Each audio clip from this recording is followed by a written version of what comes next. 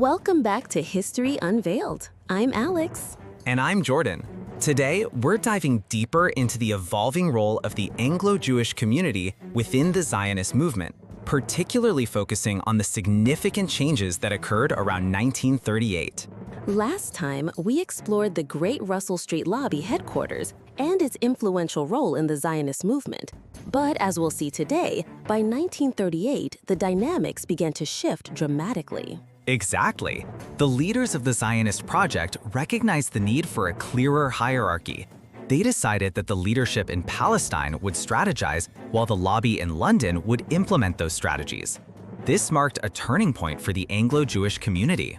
On May 18, 1938, a pivotal meeting took place at the Great Russell Street headquarters.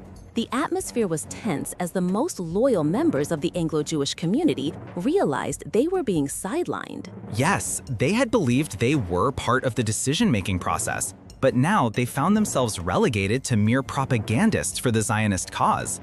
It was a tough pill to swallow for many who had dedicated their lives to Zionism. Two figures who stood out during this transition were Leonard Stein and Osmond Diavigdor Goldsmid.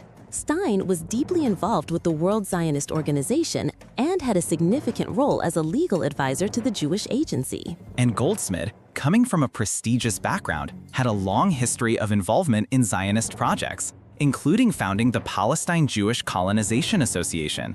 Both men were committed to the cause, but they were now faced with diminishing influence. During the meeting, frustrations boiled over when the members realized that the Jewish Agency had failed to consult them about the Woodhead Committee, which was set to propose more stringent policies regarding Jewish immigration and land purchases. That's right. The members felt embarrassed and sidelined, especially since they had invested so much in the Zionist project. They were no longer seen as key players, but rather as secondary figures in a game that was rapidly changing. This shift meant that Zionism was no longer led by well-assimilated Anglo-Jews with inherited wealth, but by a more assertive leadership in Palestine. This change marked a significant evolution in the movement. Indeed, while this sidelining was disheartening for some, it also meant that Zionism was becoming more mainstream within the Anglo-Jewish community. Institutions began to show greater support for the cause. With the old leadership gradually replaced, figures like Chaim Weizmann and historian Louis Namer took center stage. The Great Russell Street office became more of an embassy for the Zionist movement than a headquarters. And this new focus encouraged the advisory committee to rally support from the Anglo-Jewish community for the Zionist project.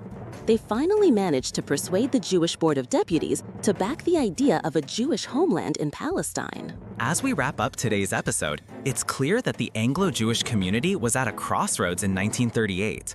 The transition from a leadership role to a supportive position reshaped their involvement in the Zionist movement. Absolutely. This evolution highlights the complexities of identity and influence within the Jewish community during a critical period in history. Join us next time as we continue to explore the intricate dynamics of Zionism and its impact on the Israeli-Palestinian conflict.